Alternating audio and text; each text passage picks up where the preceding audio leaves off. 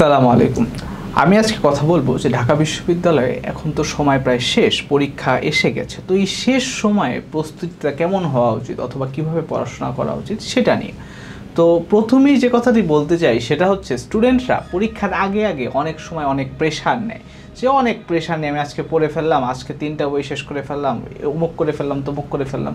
At the end of the day দেখা যাবে এটার কোনো বেনিফিট হচ্ছে না, উল্টা আগে এতদিনে যা পড়া হয়েছে সেগুলোও মাথার থেকে চলে যাবে।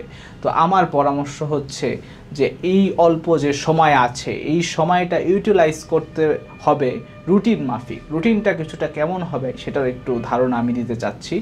সেটা হচ্ছে এমন যে যখন একটা সাবজেক্ট আমি ঠিক করবো, আমি ঠিক করলাম বাংলা অথবা ইংলিশ অথবা জিকে, আমার যে সিলেবাস সেই সিলেবাস অনুযায়ী আমি দেখব যে কোনগুলো আমি পড়েছি। অবশ্যই অ্যাডমিশন টাইমে আমি সব পড়ি নাই, আমার তো জানতে হয়েছে অ্যাডমিশনের সময় যে কোনগুলো বাদ দিতে হবে, কোনগুলো পড়তে হবে। তো আমি যেগুলো বাদ দিয়েছি সেগুলো আমি এখন কোনোভাবেই ধরবো না।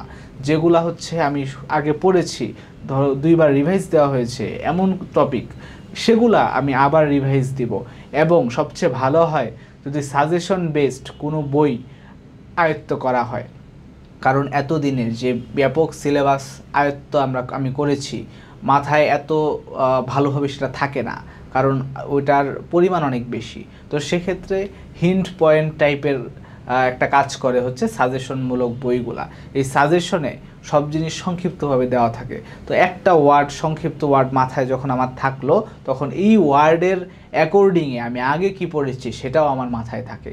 তো সেই সাজেশনমূলক বইগুলা যদি ভালোভাবে আয়ত্ত করা যায়, আর এতদিন এই যে সময়টা চলে গিয়েছে এই সময়ে কেউ যদি ভালোভাবে পড়ে থাকে, বই বেসিক আইডিয়াটা ভালোভাবে নেয় এবং রিটার্নের ক্ষেত্রে লিখে নিজে হাতে লিখে, এখনও সময়, লাস্টের দিকেও নিজের হাতে লিখতে হবে, লাস্ট পর্যন্ত লিখে যেতে হবে, তাহলে আশা করা যায় যে সাজেশনমূলক বইয়ের যে হিন্টস, সেই হিন্টসগুলা আগে যেগুলা মানুষ আয়ত্ত করেছে, একটা স্টুডেন্ট যা আগে আয়ত্ত করেছে সেটা পরীক্ষার হলে ডেলিভার করতে সহায়তা করবে। এবং লেখার যে বিষয়টা, যেমন ঢাবিতে রিটেন আছে, তো এই রিটেনটায় ভালো করতে হবে। সেই রিটেনে ভালো করতে হাতে লেখাটা খুবই হেল্প করবে, কারণ হাতের যে মেমোরি, হাতের একটা মেমোরি আছে, এই মেমোরিটা সেই স্টুডেন্টের ফেভারে কাজ করবে। তবে আমি আশা করি যে স্টুডেন্টরা যদি এই পরামর্শগুলো অনুসরণ করে কাজ করে এবং চাপ না নেয়, খুব রিল্যাক্সভাবে পরীক্ষার আগের দিন পর্যন্ত রিল্যাক্স থাকে, তাহলে খুবই ভালো একটা ফলাফল আসবে ইনশাআল্লাহ।